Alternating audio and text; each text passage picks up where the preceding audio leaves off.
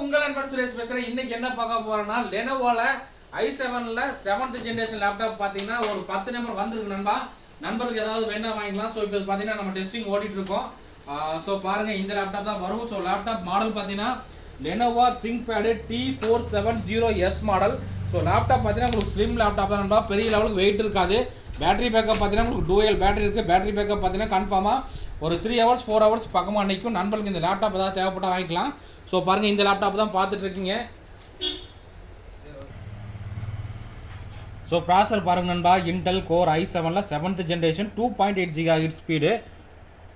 RAM பார்த்தீங்கன்னா நமக்கு வந்து 12 GB ரேம் இருக்குங்க.